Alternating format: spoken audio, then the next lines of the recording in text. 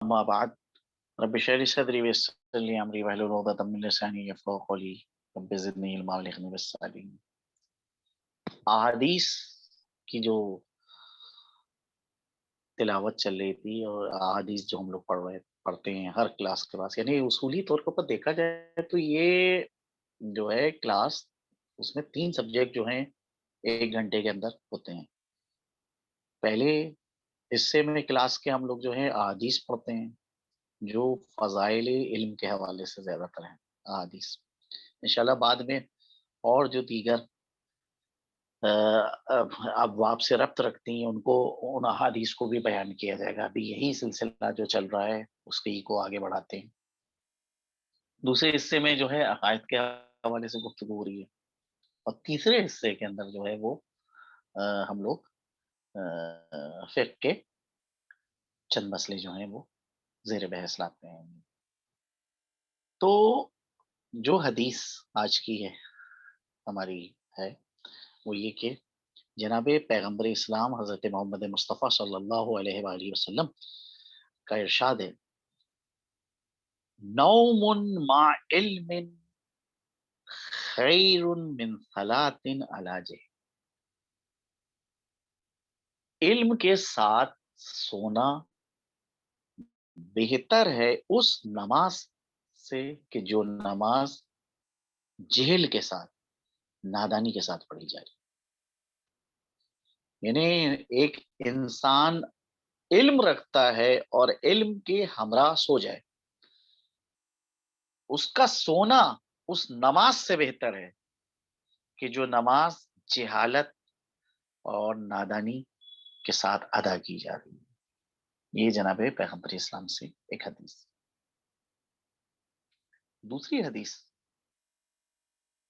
جو یہ بھی حضرت سے ہے، جناب پیغمبر اسلام صلی اللہ علیہ وآلہ وسلم سے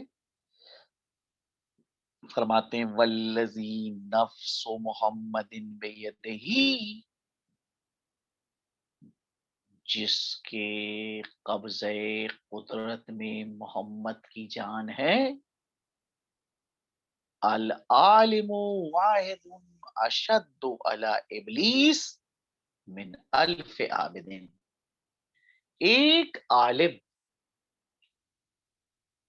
شیطان کے لیے، ابلیس کے لیے 70 عابدوں پر گراں ہے۔ یعنی ایک عالم کی گرانی ایک طرف اور 70 عابدوں کی عبادت ایک طرف۔ 70 عابد اتنے گراں نہیں گزرتے ہیں ابلیس کو اور شیطان کو جتنا ایک عالم کا وجود جو ہے گراں گزرتا ہے۔ اس کے لیے انتہائی سخت ہوتا ہے ابلیس کے لیے۔ تو ایک عالم کا وجود، ایک عالم کی زندگی ابلیس کے لیے گراں ہے، بھاری ہے 70 عالموں کے وجود سے۔ پھر اس حدیث کے اندر سبب بھی بتایا جا رہا ہے، لِأَنَّ الْعَابِدَ لِنَفْسِهِ وَالْعَالِمَ لِغَيْرِهِ۔ اس لیے کہ عابد جو کچھ کام کرتا ہے وہ اپنی ذات کے لیے کرتا ہے، اس میں سوسائٹی اور معاشرے کے لیے کوئی اس کا حصہ نہیں ہوتا ہے۔ لِأَنَّ الْعَابِدَ لِنَفْسِهِ، اس لیے کہ عابد اگر عبادت کر رہا ہے، اللہ سے راز و نیاز کر رہا ہے، سجدے کر رہا ہے، رکوع کر رہا ہے، قیام کر رہا ہے، دعائیں پڑھ رہا ہے، تلاوت کر رہا ہے، ساری چیزوں کا فائدہ خود اس کی ذات ہے، اسی کی جانب یہ فائدہ پلٹتا ہے۔ وَالْعَالِمُ لِغَيْرِهِ، لیکن عالم جو کام کرتا ہے وہ اپنی ذات کے لیے نہیں کرتا ہے بلکہ غیروں کے لیے جو ہے یہ کام انجام دیتا ہے۔ اس کے بعد تیسری حدیث ہے جو حضرت امام محمد باقر علیہ الصلاۃ والسلام سے حدیث ہے، جس میں حضرت فرماتے ہیں، تذاکر العلم ساعۃ خیر من قیام لیلۃ۔ 1 घंटा इल्मी डिस्कशन, 1 घंटा इल्मी मुबाहिसा, 1 घंटा जो है इल्मी बहस, ये 1 घंटा इल्मी बहस जो है बेहतर है उस शब्बेदारी से कि जिस पूरी शब में जो है इंसान खड़े होके नमाज पढ़े खुदा की। यानी ये 1 घंटा का इल्मी डिस्कशन, 1 बार घंटे की इल्मी बहस जो है, वो 1 रात की इबादत से बेहतर है कि 1 रात इंसान खड़े होकर पूरी खुदा की बारगाह में इबादत कर रहा है। इस इबादत से 1 घंटे की जो है वो बहस और मुबाहिसा जो है वो इल्मी बेहतर रहेगा। तो बहरहाल इल्मी नशिस्तें चाहे हों, इल्मी मजलिसें हों, इल्मी बहस व मुबाहिसा हो, कोशिश ये करना चाहिए कि उसके अंदर इंसान नफ़ा हासिल करे। वो चीज़ें पेश की जाएँ कि जो लोगों की ज़िंदगी से रब्त रखती हों, लोगों के अक़ाइद से रब्त रखती हों, लोगों के अख़लाक़ से जिनका रब्त हो, अमाल से जिनका रब्त हो। लेकिन जो फ़ुज़ूल चीज़ें हैं, जिनका इंसान के ना अमाल से उसका कोई ताल्लुक़ है, ना अख़लाक़ से कोई ताल्लुक़ है और ना जो है वो अक़ाइद से कोई ताल्लुक़ है, उन चीज़ों को इल्मी नशिस्तों के अंदर छेड़ने से का कोई फ़ायदा नहीं है। मिसाल के तौर के ऊपर बेतुकी बहसें, जैसे कि अगर फ़र्ज़ कीजिए कि हम जो हैं ये कहें कि ये बताइए कि कश्ती नूह की जो है वो लंबाई कितनी थी, चौड़ाई कितनी थी, कितनी सेंटीमीटर की थी, लंबी थी और कितनी सेंटीमीटर चौड़ी थी। तो ये यानी इस चीज़ को पेश करने से कोई फ़ायदा नहीं है, बल्कि इससे जो है और ज़्यादा जो है मामलात जो हैं वो खराब होते हैं, फ़ायदा नहीं है इनका कोई। कोई इल्मी इज़ाफ़ा नहीं होता है। इस चीज़ को अगर हम जान लेंगे तो इससे क्या हमको फ़ायदा होगा और नहीं जानते हैं तो इससे हमको क्या नुकसान होगा। तो ऐसी बहसें कि जिनका जो है इल्म से कोई ताल्लुक नहीं है, उनको जो है पेश करने से इंसान को जो है वो परहेज़ करना चाहिए। बहरहाल ये बहस जो थी वो हमारी यहाँ के ऊपर आके क्योंकि गुज़िश्ता जो दर्स हम लोगों ने दिया था, वो कुछ असबाब और अवामिल हमने बयान किए थे कि जिन असबाब और अवामिल की बुनियाद पे खुदा की मारिफत में बड़ी दुश्वारियाँ पेश आती हैं। उसमें से पहली चीज़ जो बयान करी थी वो ये कि अल्लाह सुब्हानहू व तआला जो है उसकी कोई नज़ीर नहीं है, कोई मिसाल नहीं है। हम किसी की मारिफत हासिल करना चाहते हैं तो उसके लिए जो है एक नज़ीर होना चाहिए, एक मिसाल होना चाहिए। लिहाज़ा ऐसी ज़ात को समझने में बेपनाह दुश्वारी होगी कि जिसका जो है कोई नज़ीर नहीं, कोई मिस्ल नहीं। लैसा कमिस्लिही अल्लाह की का जैसा कोई भी नहीं। तो किस तरह से उस ज़ात को समझा जाए कि जब उसका कोई नज़ीर नहीं, कोई उसका मिस्ल नहीं। इस सिलसिले में जो चंद चीज़ें जो हैं ज़िक्र करनी थी, वो ये कि मुख्तलिफ असबाब जो हैं ज़िक्र किए थे जिनको तफ़सील के साथ अगर सुनना हो तो गुज़िश्ता दर्स मौजूद है, उसकी जानिब जो है सुना जा सकता है, उस पे सुना जा सकता है। आज 2 सबब और जो हैं हम बयान करेंगे और उसके बाद फिर इन असबाब के हवाले से कि इनका राय हल क्या है और उसका क्या जवाब है ये चीज़। 8वां सबब जो मारिफ़त खुदाबंदी में रुकावट का सबब बनता है, माने होता है, ये 8वां सबब है इल्म व इदराक। इल्म और इदराक किस चीज़ का नाम है? आप अगर गौर करें तो मालूम होगा कि वो जो एक तरह का इहाता है, जो इदराक करने वाले को उस शय पर जिसका इदराक किया है हासिल होता है, वो उसे घेर लेता है, उसका नाम है इदराक। यानी एक शख्स एक चीज़ को अपनी मालूमात के मुताबिक घेर लेता है, तो उस इहाता कर लेता है, उसको कहा जाता है इदराक। इदराक या उसके जैसे जो अल्फाज़ हैं کہ جس نتیجہ یہ نکلتا ہے غلبے کا پتہ دیتے ہیں۔ ادراک کے معنی ہے پا لینا، یعنی کسی چیز کو حاصل کر لینا، ادراک کے معنی یہ ہے۔ اطلاع مثال کے طور کے اوپر ہے، اطلاع اس کے معنی ہے اوپر سے کسی شے پر جھکنا۔ واقفیت ایک لفظ ہے، اس کے معنی ہے کسی شے پہ ٹھہرنا۔ تو یہ پوری دنیا جو ہے حقیقتاً اس کے اندر مختلف نشانیاں جو ہیں وہ پھیلی ہوئی ہیں۔ اب اگر ایک عالم حقیقتاً اس کی معلومات محیط ہے اس پوری کائنات کے اوپر، تو بہرحال کیونکہ وہ ایک عالم جو ہے وہ عالم امکان میں زندگی گزار رہا ہے، اور عالم امکان میں جو بھی اس کی معلومات ہے وہ محدود پیمانے کے اوپر ہے۔ اس کو معرفت حاصل کرنا ہے ایک غیر محدود کی، ایک ایسی ذات کی کہ جو لامحدود ہے، اس کی معرفت حاصل کرنا ہے۔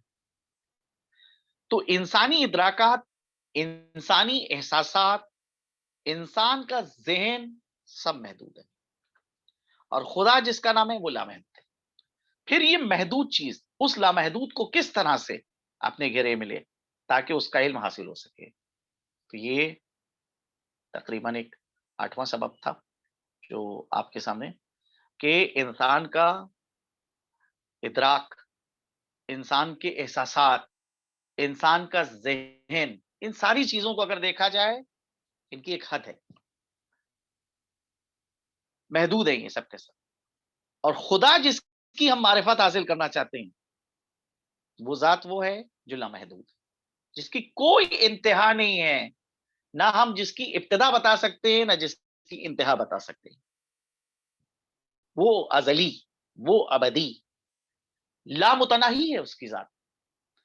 لہذا محدود چیزوں کے ذریعے سے کس طرح سے یہ محدود چیزیں لامحدود کو اپنے گھیرے میں لیں گی، تو اس کا علم کیسے حاصل ہو سکے گا۔ بہرحال یہ ہماری ناتوانی ہے اور ذات باری تعالیٰ کے سامنے کہ ہم محدود، تو جو بھی ہمارے پاس ذرائع ہیں وہ سب کے سب محدود ہیں، ان محدود ذرائعوں سے ہم لامحدود کی کیسے معرفت حاصل کریں۔ نواں سبب جو یہاں کے اوپر ہے وہ یہ کہ یہ ایک ایسی دشواری ہے جو مخصوص افراد کے لیے پیش آتی ہے، وہ اپنے شخصی ماحول کا اثر ہے۔ انسان اگر ایسی فضا میں گھر جائے جہاں ہر شخص یہی کہہ رہا ہو کہ خدا کوئی چیز نہیں ہے۔ مثال کے طور پہ ایک زمانہ تھا جب کمیونزم کا زور زورہ تھا، اور ایک ماحول جو ہے وہ دیکھیے ہوتا ہے کہ کبھی کبھی ایک ماحول غالب آ جاتا ہے۔ اب وہ جو ایک ماحول غالب آیا اور جو فیشن چلا، تو نتیجہ یہ ہے کہ اس طوفان میں، اس دھارے میں نامعلوم کتنے لوگ جو ہیں بہ گئے۔ تو ایک وقت ہے کہ جو آوازیں اٹھنا شروع ہوئیں، یعنی اتنا زیادہ جرت کا مظاہرہ بعض لوگ کر رہے تھے کہ دینی عقائد کا مذاق اڑاتے تھے کھلم کھلا۔ جو ہے ایک ملک والے تو یہی کہہ رہے تھے کہ ہم نے اپنے ملک سے خدا کو باہر نکال رکھا ہے، ہمارے ملک میں خدا کا کوئی جو ہے دخل نہیں ہے، جو کچھ ہم لوگ کرتے ہیں وہ اپنے ارادے اور اختیار سے کرتے ہیں، یہاں کے اوپر خدا موجود نہیں ہے۔ تو اب اگر ایک انسان ایک ایسے ماحول کے اندر گرفتار ہو جائے کہ جہاں ہر شخص یہ کہہ رہا ہے کہ خدا کوئی چیز نہیں، تو انسان غور کرنے کی طرف پھر متوجہ نہیں ہو سکتا۔ میں سچ کہتا ہوں کہ آج کل جو بچے آپ کے گمراہ ہو جاتے ہیں، یعنی خدا کے وجود کے منکر ہو جاتے ہیں، یا اس کا بڑا سبب ان کا ماحول اور معلمین کے ذاتی خیالات ہوتے ہیں۔ چونکہ ان لوگوں نے پرورش پائی ہے لامذہبیت کی فضا میں، اور بچوں کو آپ اگر اسی فضا کے اندر بھیج رہے ہیں، اس وقت ان کی ذہنی معلومات ویسی ہی نہیں حاصل ہو سکتی کہ جیسا کہ آپ ان کو جو ہے چاہتے ہیں، کیونکہ بچے خالی اس ذہن ہیں، اور جب یہ خالی اس ذہن ہے تو اس پہ جو چیز نقش کی جائے گی، جو چیز ذہن میں بیٹھا لی جائے گی، وہ بہرحال جو ہے اپنا اثر دکھائے گی، اور اس کا پھر آسانی کے ساتھ مٹنا جو ہے دشوار ہے۔ بچوں کو اتنی مسموم فضا میں اگر کوئی بھیج رہا ہے تو بہرحال اس کے تحفظ کا بھی سامان جو ہے وہ اس کو مہیا کرنا چاہیے، کہ اگر ہم ایک ایسے اسکول میں بھیج رہے ہیں کہ جہاں عقائد حقہ کا مذاق اڑایا جا رہا ہے، دو چیزیں ہو رہی ہیں کہ ایک طرف ہم کو اپنے بچے کو تعلیم دلانا ہے زمانے کے مطابق، دوسری طرف سے دین کی حفاظت بھی کرنا ہے۔ تو ایسی جگہ کے اوپر اگر ہم کہیں کے اوپر بھیج رہے ہیں کہ جہاں اسلام کا مذاق اڑایا جا رہا ہے، اسلامی عقائد کا مذاق اڑایا جا رہا ہے، اور بچے کے ان عقائد کے تحفظ کا اگر ہم کوئی انتظام نہیں کریں گے تو بہرحال ایسا نتیجہ اس کا یہ ہوگا کہ یہ بچہ جو ہے پھر اس کو خدا کی معرفت اور عقائد حقہ کی معرفت میں بے پناہ دشواری ہوگی۔ ایسا یہ چند اسباب تھے کہ جن کے حوالے سے گفتگو کی گئی تھی کہ جو معرفت خدا کے اندر ممانع اور رکاوٹ کا ایما اور اشارہ ہے۔ اب تک جتنی بھی دشواریاں میں نے بیان کی ہیں، اگر ہم ان کو تقسیم کریں تو دو حصوں میں ان کی تقسیم ہوگی۔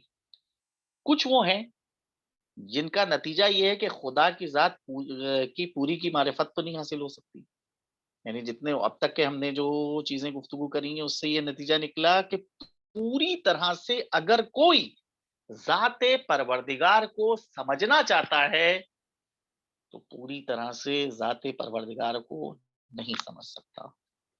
وجہ اس کی یہ ہے کہ وہ واجب الوجود، اس کا وجود خود سے ہے، اپنے وجود میں وہ کسی دوسرے کا محتاج نہیں ہے۔ ہم ممکن الوجود، ہم اپنے وجود میں غیر کے محتاج ہیں، ہم محدود ہیں، ہم اندر جسمانیت پائی جاتی ہے، وہ لامحدود ہے، وہ ذات ہے کہ جو جسمانیت سے پاک و پاکیزہ ہے۔ تو ذات باری تعالیٰ کی پوری طرح سے اگر انسان معرفت حاصل کرنا چاہے تو ناممکن ہے۔ ایک محدود لامحدود کی معرفت کیسے حاصل کر سکتا ہے؟ لیکن اس کے معنی قطعاً یہ نہیں ہے کہ جزئی طور کے اوپر بھی معرفت اس کی ممکن نہیں ہے۔ نہیں، جزئی طور کے اوپر معرفت ممکن ہے، پوری کلی طور کے اوپر جو ہے ہم معرفت نہیں حاصل کر سکتے۔ یعنی ایک انسان جو ہے اگر چاہے کہ پوری طرح سے معرفت حاصل کرے تو نہیں، ہم تو نظر یہ آتا ہے کہ خاتم النبیین یہ جو اعلیٰ ترین معرفت کے درجے کے اوپر فائز تھے، اور بہرحال جو معراج کا سفر ہے اس معراج کے سفر میں معرفت میں پیغمبر کی اضافہ ہوا ہے، قرب کی منزلیں جو قرآن کے مطابق ہیں کہ دنا فتدلا فکانا قابا قوسین او ادنا، اتنے زیادہ نزدیک ہوئے، اتنے زیادہ قریب ہوئے کہ دو کمان یا دو کمان سے کم کا فاصلہ رہ گیا تھا۔ اس کے باوجود جو قرب کی اعلیٰ ترین منزل کے اوپر فائز ہے، جو معرفت کے انتہائی درجے کے اوپر فائز ہے، وہ ذات بھی کی کہتی ہوئی نظر آ رہی ہے ما عرفنا کا بحق معرفت ہی، پروردگارا جو حق تھا تجھے پہچاننے کا اس اعتبار سے ہم نے تجھے نہیں پہچانا۔ تو یہ بہرحال جو ہے اگر کوئی پوری طرح سے خدا کی معرفت حاصل کرنا چاہے ذات کی، تو ذات کی پوری طرح سے معرفت ممکن نہیں ہے، کیونکہ ہم ہیں محدود، وہ ہے لامحدود۔ محدود لامحدود کی معرفت نہیں حاصل کر سکتا پوری طرح سے، ٹھیک ہے۔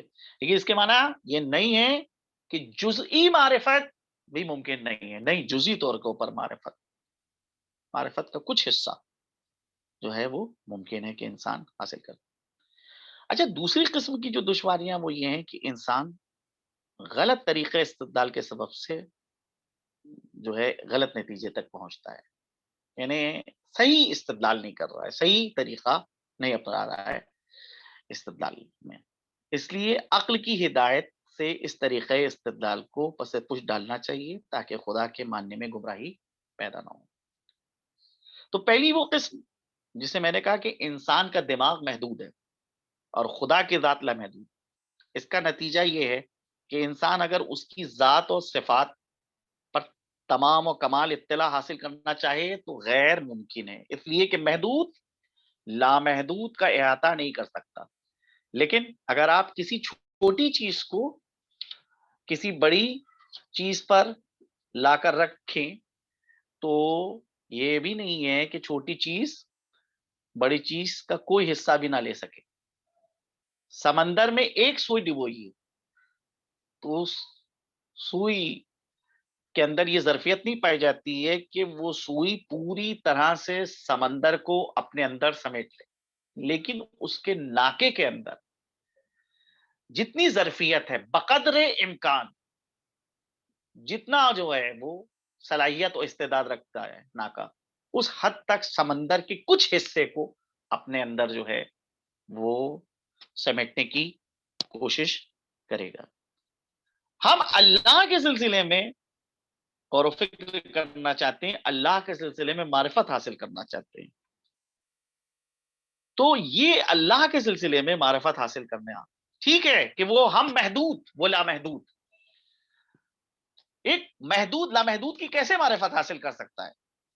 لیکن جس طرح سے ایک سوئی کے ناکے کے اندر پوری طرح سے پورا سمندر نہیں سمٹ سکتا ہے، لیکن بقدر امکان اگر جتنی صلاحیت ہے اس اعتبار سے سمندر کا کچھ حصہ آ جائے گا، ویسے ہی مسئلہ ہے کہ ہم اپنے محدود ذہن کو اس راہ میں ڈالیں اور معرفت حاصل کرنے کی کوشش کریں، کسی حد تک جزئی طور کے اوپر ہم کو جو ہے اللہ کی معرفت یقینی طور پہ حاصل ہوگی۔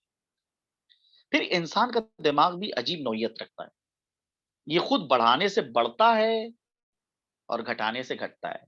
اگر استعمال کیا جائے گا تو بہرحال اس کی قوت کے اندر، ادراک کی قوت میں، سوچ کی قوت میں اضافہ ہوگا، لیکن اگر اس کو صحیح استعمال نہیں کیا جائے گا تو نتیجہ یہ ہے کہ سوچنے اور سمجھنے کی صلاحیتوں کے اندر جو ہے کمی واقع ہونا شروع ہو جائے گی۔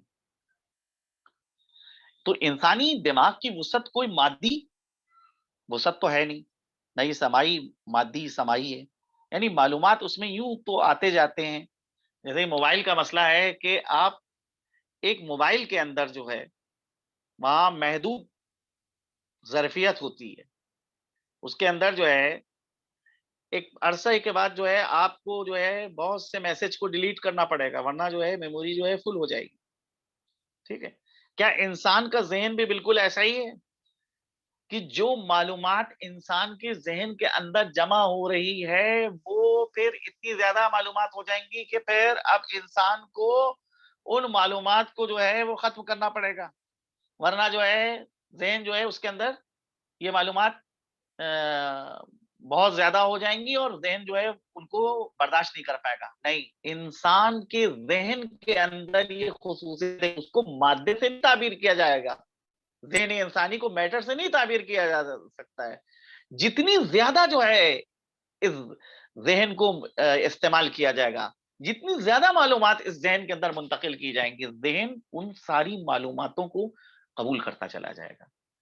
تو یہ موبائل کی طرح سے نہیں ہے، یا مثال کے طور کے اوپر کوئی برتن کی طرح سے یہ ذہن نہیں ہے کہ اس ذہن کے اندر جو ہے جتنا اس برتن میں ظرف ہوتا ہے، جتنی استعداد ہوتی ہے، اتنا ہی جو ہے آپ جو ہے وہ چیزیں ڈال سکتے ہیں، اتنا ہی وہ مادہ ڈال سکتے ہیں گے، پھر اس کے بعد پھر وہ جو ہے وہ ظرف تنگ ہو جاتا ہے۔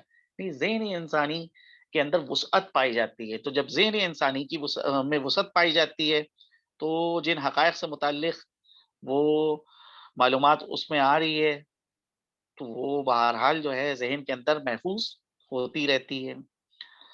معرفت جن حقائق سے متعلق ہے وہ لامحدود اور وسعت رکھتے ہیں اور ان میں زیادتی و کمی نہیں ہے، نہ ان کی کوئی مقدار مقرر ہے، نہ ان میں تغیر ہے، نہ تدریج ہے، نہ کسی قسم کی کوئی ترتیب ہے، مگر چونکہ اس معرفت کا حاصل کرنا بقدر وسعت ادراک بشری ہے، اس لیے کچھ تو دماغی صلاحیتی کے اعتبار سے فرق ہوتا ہے، یعنی کچھ انسان وہ ہیں جن میں ذاتاً قابلیت ہی کم ہے اور ایک محدود دائرے کے اندر ترقی کر سکتے ہیں، آگے نہیں بڑھ سکتے، اور کچھ استعمال کی وجہ سے فرق ہو جاتا ہے، یعنی جتنا دماغ صرف کیا اتنی دماغ میں وسعت پیدا ہو گئی۔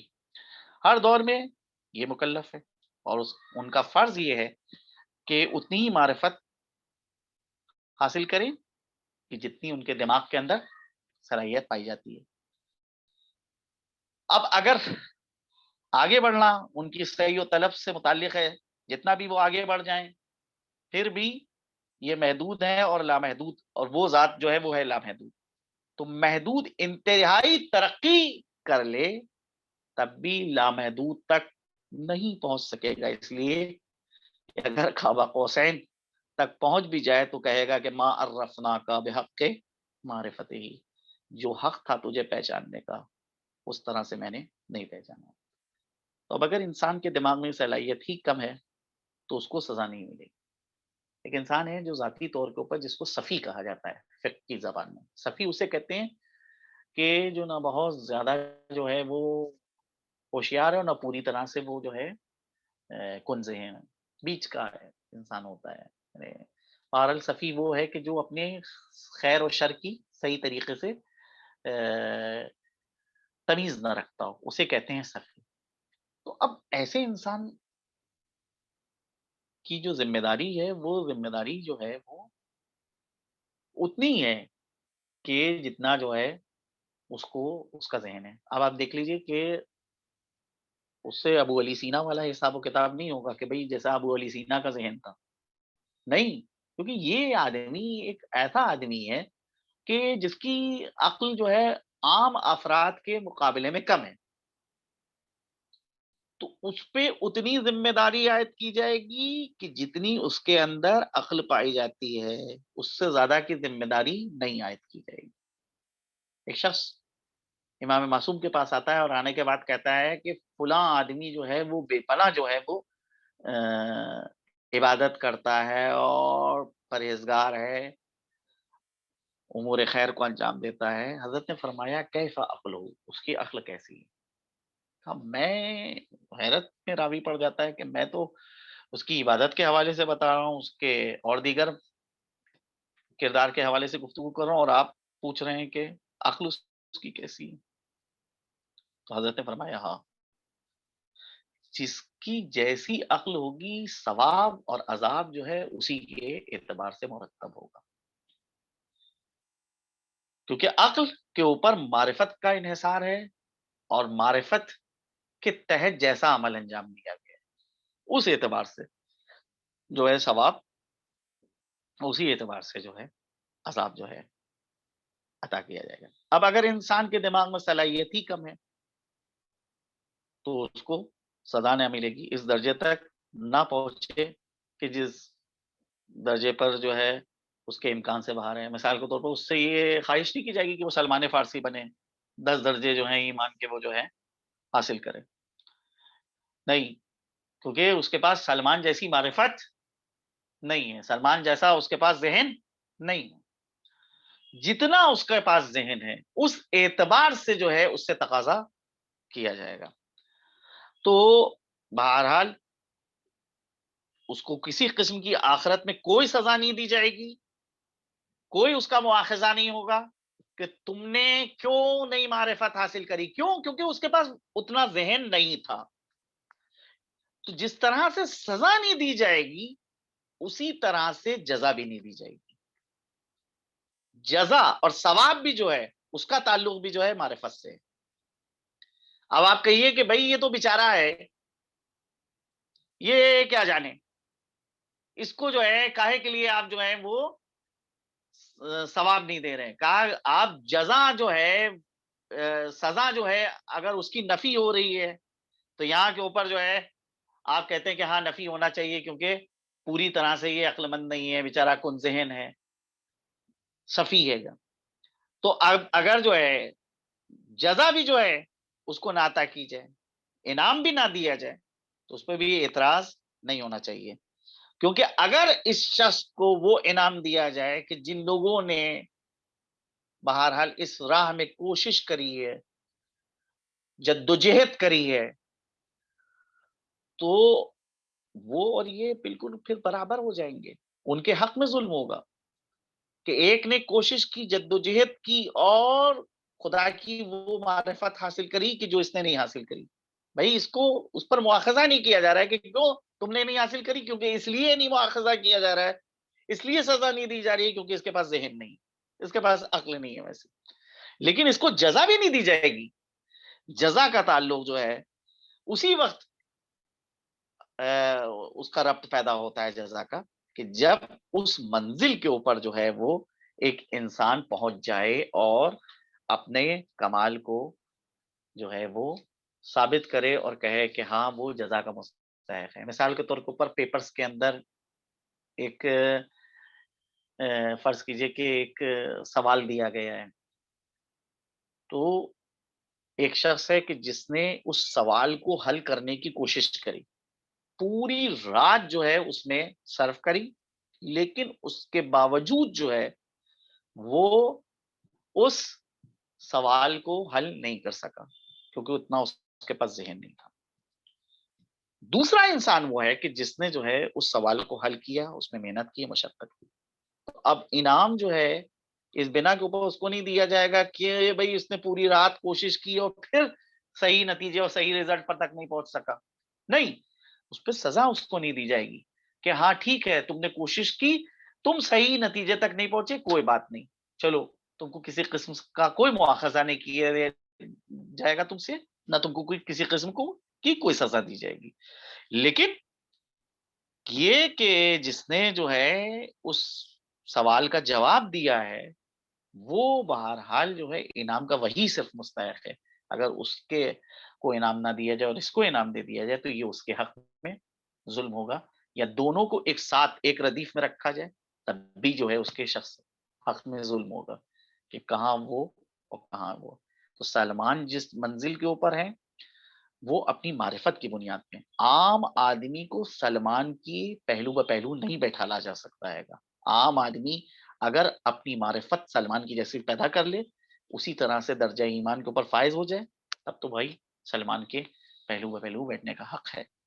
مثال کے طور پہ ہمارے کے ہندوستان کے اندر بعض ایسے علماء گزرے ہیں، جیسے کہ جناب غفرما علیہ رحمہ کے دونوں فرزند جو خاص طور پہ جن کا شہرہ عراق اور ایران تک کے تھا، سید محمد سب سے بڑے بیٹے، سلطان العلماء ان کا لقب تھا، اور سب سے چھوٹے بیٹے سید العلماء سید حسین. تو سید حسین علیہ الرحمت والرضوان کے شاگرد ہیں مفتی میر عباس. جناب مفتی میر عباس نے اپنے استاد سید حسین کے حوالے سے کتاب لکھی جس کتاب کا نام ہے اوراق الذہب. اس کتاب کے اندر جو ہے جناب سید حسین صاحب کے حوالے سے مفتی میر عباس کا یہ کہنا ہے کہ میرا استاد علمی اعتبار سے اور معرفت کے اعتبار سے اور کردار کے اعتبار سے اس منزل کے اوپر فائز ہے کہ اگر یہ عہد رسول اللہ میں ہوتے تو رسول اللہ جو ہیں وہ سلمان اور ابو ذر کے اوپر میرے استاد کو ترجیح دیتے. جناب مفتی میر عباس صاحب نے اپنی کتاب اوراق الذہب میں اس چیز کو اپنے استاد محترم حضرت سید العلماء سید حسین کے حوالے سے لکھا ہے. تو بہرحال ایسا تو نہیں ہے کہ کوئی آدمی سلمان نہیں بن سکتا، کوئی ابو ذر نہیں بن سکتا، بس وہ مخصوص لوگ ہیں. نہیں، سلمان سلمان کیسے بنے؟ اپنی معرفت کی بنیاد کے اوپر بنے. ابو ذر ابو ذر کیسے بنے؟ اپنی معرفت کی بنیاد کے اوپر بنے. تو ایک عام آدمی اگر سلمان اور ابو ذر کی جیسی معرفت حاصل کر رہا ہے تب تو اس کو بہرحال جو ہے وہی جزا دی جائے گی کہ جو جزا جو ہے وہ سلمان و ابو ذر کو دی جائے. لیکن اگر ایک عام آدمی کوشش کرتا ہے اور کوشش کرنے کے باوجود اس منزل اور اس مقام تک نہیں پہنچ پاتا ہے کہ جیسی سلمان اور ابو ذر کے پاس معرفت ہے، تو اس نے کوشش تو کی ہے، لہذا اس کا کوئی مواخذہ نہیں ہوگا. لیکن انعام اور اکرام اور جزا یہ بہرحال اس کو ویسی نہیں دی جائے گی جیسے کہ سلمان اور ابو ذر کو دی جا رہی ہے. اگر اس طرح سے جزا سے نوازا جائے گا تو یہ سلمان اور ابو ذر کے حق میں سراسر جو ہے وہ یہ ظلم ہے.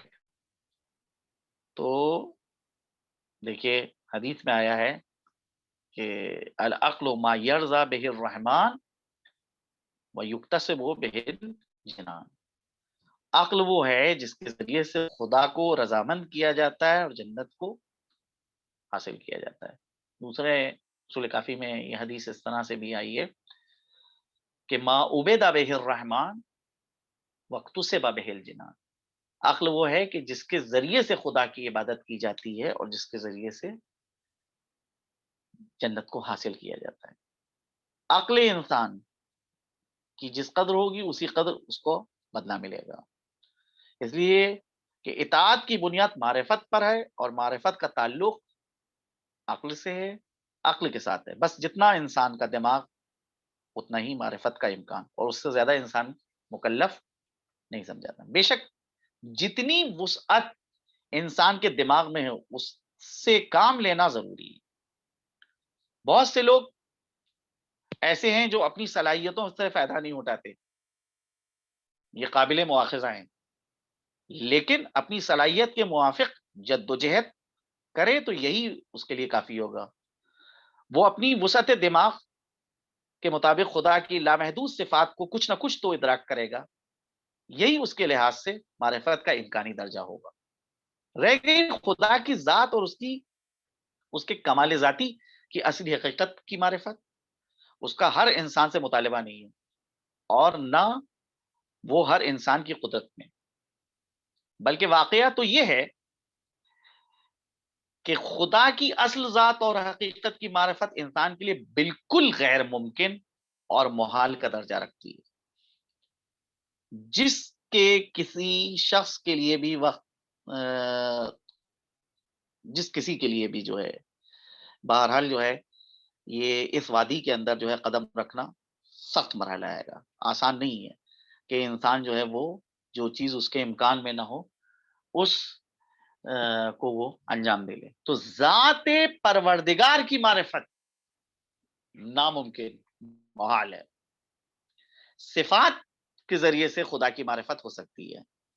ذات کے حوالے سے اگر بحث کیجئے کہ ذات کسے کہتے ہیں، ایک خاص شخصیت کا جو وجود ہے، ذات کا مفہوم اسی کو دیا جاتا ہے گا. ذات کلی اوصاف کا مجموعہ نہیں ہے.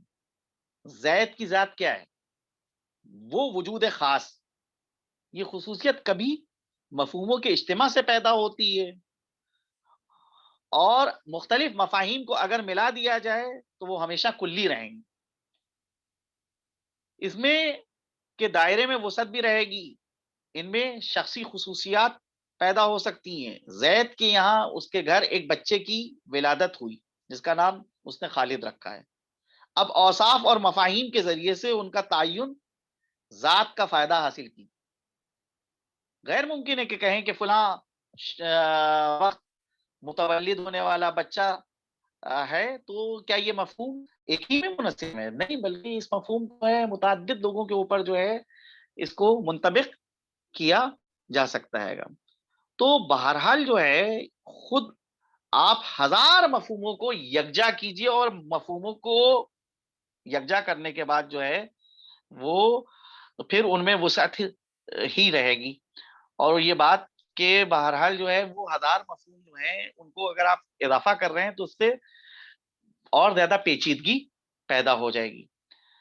خدا کی ذات کے حوالے سے اگر سمجھنا ہے تو بہرحال بے پناہ جو ہے ذات کو انسان نہیں سمجھ سکتا، دشوار ہے. روکا بھی گیا ہے، احادیث کے اندر منع کیا گیا ہے.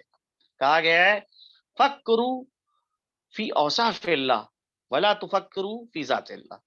اللہ کے اوصاف کے حوالے سے سوچو، اس کے سلسلے میں غور و فکر کرو، لیکن اللہ کی ذات کے متعلق نہ سوچو. جناب امیر نہج البلاغہ کے اندر فرماتے ہیں لا یدرکہ بود الحمم ولا ینالہ غوث الفتن. اس تک نہیں پہنچ سکتی دوربینی ہمتوں کی اور نہ اس کو پا سکتی ہے غوطہ خوری عقلوں کی. یعنی وہ ذات ایسی ذات ہے. ایک دوسری جگہ کے اوپر جو خطبہ نہج البلاغہ کے اندر ہے، خطبہ نمبر 91، اس میں جو ذات کی معرفت کے حوالے سے بحث کی گئی ہے کہ پروردگار عالم کی ذات کیسی ذات ہے. تو حضرت فرماتے ہیں کہ هو القادر الذی اذا ارتمت الاوہام لتدرک منقطع قدرتہ. وہ ایسا با اقتدار ہے کہ جب توہمات ہاتھ پاؤں مار رہے ہوں اس غرض سے کہ اس کی قدرت کی آخری حد کو دریافت کریں اور وسوسوں کی آمیزش سے پاک و صاف فکر قصد کرے اس تک پہنچنے کا. بہت اہم جملہ ہے یہاں کے اوپر. وحاول الفکر المبرأ من خطرات الوسواس ان یقع علیہ فی عمیقات غیوب ملکوتے. اور وسوسوں کی آمیزش سے پاک و صاف فکر، یعنی ایسی فکر کہ جس کے اندر کسی قسم کا کوئی وسوسہ نہیں شامل ہے، ایسی فکر وہ قصد کرے اس تک پہنچنے کا. کس تک؟ یعنی خدا کی ذات تک پہنچنے کا، اس کی عظمت کی غیبی گہرائیوں میں، اور دل اس کی طرف متوجہ ہو تاکہ اس کی صفات کی کیفیت جان لیں اور عقلیں گہرائیوں کے ان حدود میں داخل ہو جائیں جہاں ان الفاظ نہیں پہنچ سکتے.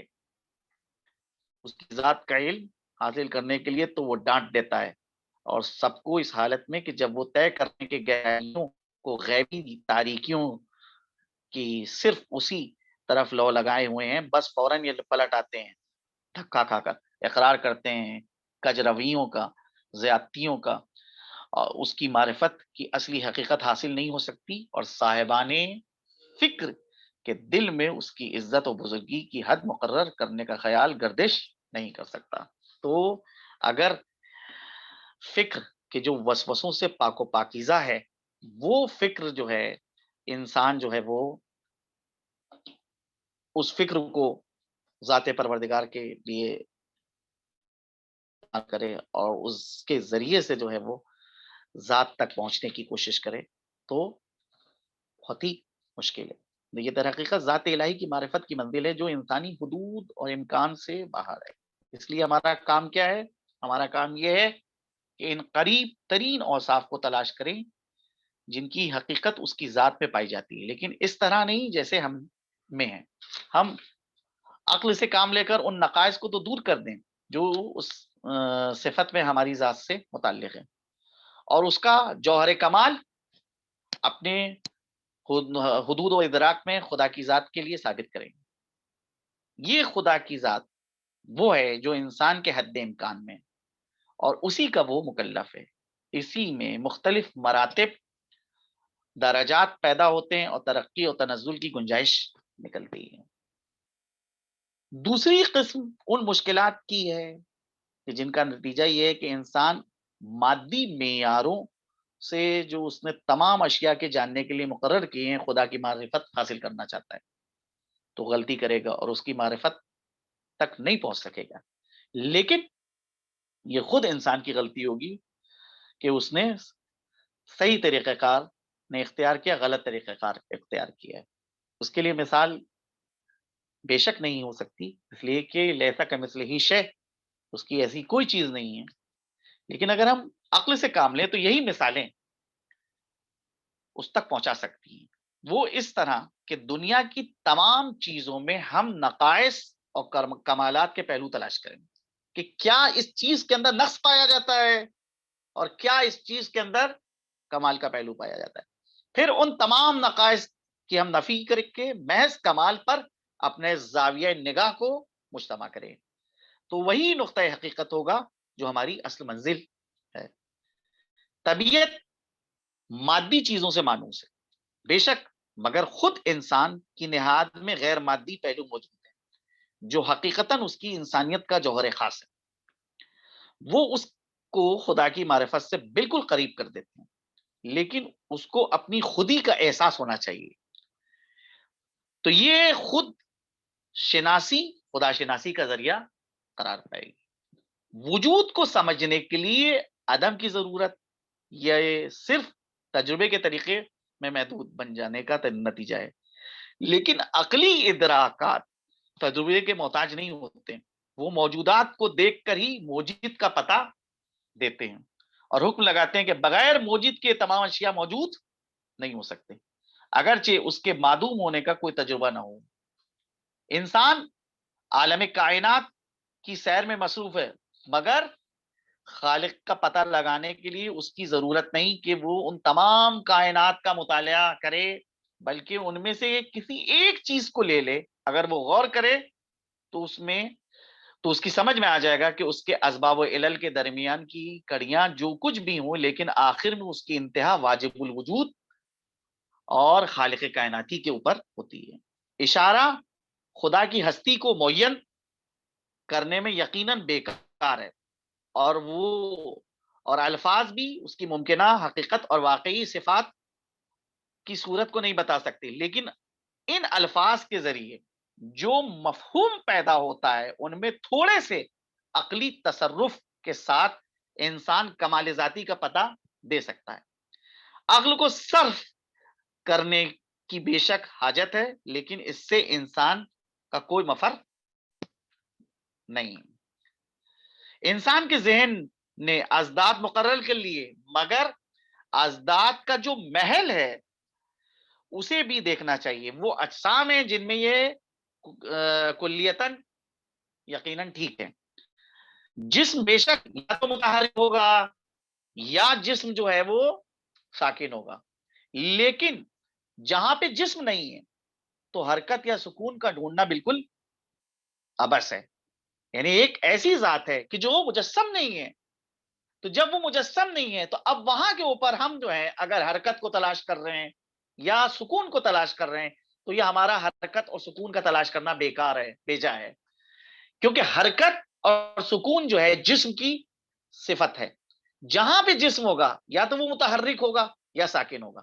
ایک ایسی ذات کہ جو جسم نہیں رکھتی ہے، تو جب جسم نہیں رکھتی ہے تو اس کے اندر نہ حرکت پائی جاتی ہے نہ سکون پایا جاتا ہے۔ اسی طرح سے رنگ کا مسئلہ ہے، شکل کا مسئلہ ہے، یہ بھی جسم سے متعلق ہے۔ جو چیز جسم نہ ہو اسے نہ ہم سفید کہہ سکتے ہیں نہ سیاہ کہہ سکتے ہیں۔ جو چیز جو ہے وہ مثال کے طور کے اوپر جسم نہیں ہے تو اس کو جو ہے ہم کسی جسمانی صفات سے جو ہے وہ متصف نہیں کر سکتے۔ تو خداوند کریم کی ذات کو اگر سمجھنا ہے تو اس کے میں جو ہے وہ بہرحال جو ہے آسانیاں بھی ہیں اور دشواریاں بھی ہیں۔ یہ تو دیکھیے نہیں کہا جا سکتا کہ انسان جو ہے وہ مکمل طور پہ خدا کی معرفت نہیں حاصل کر سکتا، نہیں، انسان اپنی ناتوانی کے باوجود جو ہے وہ انسان جو ہے وہ اگر کوشش کرے اس راہ میں تو جزئی طور کے اوپر کچھ نہ کچھ اس کو خدا کی معرفت مل جائے گی۔ اچھا، اب رہا مسئلہ یہ کہ بعض چیزیں ایسی ہیں کہ جو لوگ کہتے ہیں کہ یہ خاص طور پہ عقائد کے اندر جو اصطلاحات استعمال ہوتی ہیں وہ اصطلاحات جو ہیں وہ بہت بہرحال ان کو سن کے جو ہے ایک وحشت سی ہوتی ہے کہ واجب الوجود اور ممکن الوجود اور جہاں بینی، آئیڈیالوجی اور جناب جو ہے صفات سلبیہ، صفات کمال، صفات جمال، محدث قدیم، یہ چیزیں جو ہیں وہ کچھ سمجھ میں نہیں آتی۔ دیکھیے جو بھی فن ہے، جو بھی شعبہ ہوتا ہے، ہر شعبہ اپنی ایک مخصوص زبان رکھتا ہے۔ آپ ایک کارپینٹر کے پاس جائیے، اس کے پاس جو وہ اوزار ہیں ان کے مخصوص نام ہیں جن اوزاروں کو وہ استعمال کرتا ہے۔ یہ آری ہے، یہ بسولی ہے، یہ چھینی ہے، یہ ہتھوڑی ہے، ان کا وہ جو ہے استعمال کرتا ہے۔ ایک مزدور ہے، اس کے پاس جو ہے مخصوص اس کے پاس اوزار ہوتے ہیں، وہ مخصوص اوزار کے نام اس کے پاس ہوتے ہیں کہ یہ پھڑوا ہے، یہ گیتی ہے، یہ جناب جو ہے وہ فرض کیجیے کہ چھینی ہے، یہ جو ہے ہتھوڑی ہے۔ تو ہر ایک کی ایک مخصوص جو ہے زبان ہر فن کے اندر موجود ہوتی ہے۔ علم عقائد کی اگر ہم کو معرفت حاصل کرنا ہے، صحیح طریقے سے ہم کو سمجھنا ہے، تو اس کے لیے ضروری ہے کہ جو زبان علم عقائد میں استعمال ہو رہی ہے، وہ زبان جو ہے ہم کو سیکھنا ہوگی۔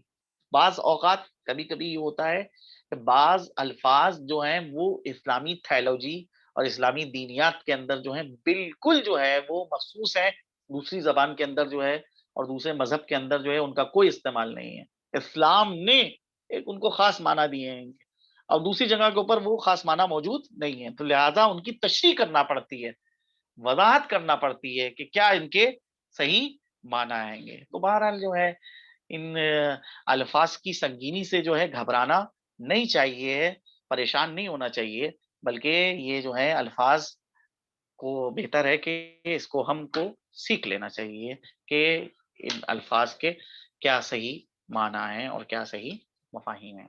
یہ تو بہرحال عقائد کا درس تھا، اور آج کچھ فقہ کے مسئلے بھی جو ہیں آپ کے سامنے بیان کر دیے جائیں کہ جس میں سے سب سے اہم مسئلہ ہے نجاست ثابت ہونے کے طریقے۔ ابھی تک کے پانی کے مسائل کے حوالے سے گفتگو ہو رہی تھی، اور اب جو آج سے بحث شروع ہو رہی ہے کہ نجاست کیسے ثابت ہوگی۔ کہتے ہیں ہر چیز کی نجاست تین طریقوں سے ثابت ہوتی ہے۔ پہلے تو خود انسان کو یقین یا اطمینان ہو کہ فلاں چیز نجس ہے۔ اگر کسی چیز کے متعلق محض گمان ہو کہ نجس ہے تو اس سے پرہیز کرنا لازم نہیں۔ لہذا قہوہ خانہ یعنی چائے خانے اور ہوٹلوں میں جہاں لاپرواہ لوگ اور ایسے لوگ کھاتے پیتے ہیں جو نجاست اور طہارت کا لحاظ نہیں کرتے، کھانے کھانے کی صورت میں یہ ہے کہ جب تک انسان کو اطمینان نہ ہو کہ جو کھانا اس کے لیے لایا گیا ہے وہ نجس ہے، اس کے کھانے میں کوئی حرج نہیں۔ یعنی ایک ہوٹل، ایک ریسٹورینٹ کے اندر گئے ہیں جہاں عام طور پہ نجاست اور طہارت کا ویسا دھیان نہیں رکھا جاتا ہے جیسا کہ آپ اپنے گھر کے اندر رکھتے ہیں، اپنی ذاتی زندگی میں رکھتے ہیں۔ اب وہاں پہ ایک کھانا جو ہے آپ کے سامنے میز کے اوپر لایا گیا ہے، آپ کو یقین نہیں ہے کہ یہ کھانا نجس ہے، تو اس کھانے کو آپ اگر کھانا چاہتے ہیں تو کھانے میں کوئی حرج نہیں ہے، اس کو آپ کھا سکتے ہیں۔ دوسرا طریقہ یہ ہے کسی کے پاس کوئی چیز ہو اور اس چیز کے بارے میں کہے کہ نجس ہے اور وہ شخص غلط بیانی نہ کرتا ہو۔ یعنی ایک شخص کے پاس ایک چیز ہے، اس نے کہا کہ یہ چیز نجس ہے، اور مجھ کو یہ بھی پتا ہے کہ یہ آدمی جھوٹ نہیں بولتا ہے، غلط بیانی نہیں کرتا ہے۔ مثلا کسی شخص کی بیوی یا نوکر یا ملازمہ کہے کہ برتن یا کوئی دوسری چیز جو اس کے پاس ہے نجس ہے تو وہ نجس ہی شمار کی جائے گی۔ بیوی نے کہا کہ بھئی یہ فلاں برتن نجس ہے، نوکرانی گھر کی جو ہے وہ کہے کہ فلاں چیز جو ہے نجس ہے، تو اس کو نجس ہی شمار کیا جائے گا۔ تیسرا طریقہ یہ ہے کہ اگر دو عادل آدمی، عادل کی فقہ میں جو تعریف کی گئی تھی وہ یہ کہ جو واجبات کو انجام دیتا ہو اور حرام کاموں سے بچے، اسے کہتے ہیں عادل۔ اگر دو عادل آدمی کہیں ایک چیز نجس ہے تو وہ نجس شمار ہوگی، بشرط کہ وہ اس کی نجس ہونے کی وجہ بیان کریں، مگر شرط یہ ہے کہ وہ بیان کریں کہ کیسے یہ نجس ہوگی، تو یہ وجہ جو ہے ان کو بیان کرنا ہے۔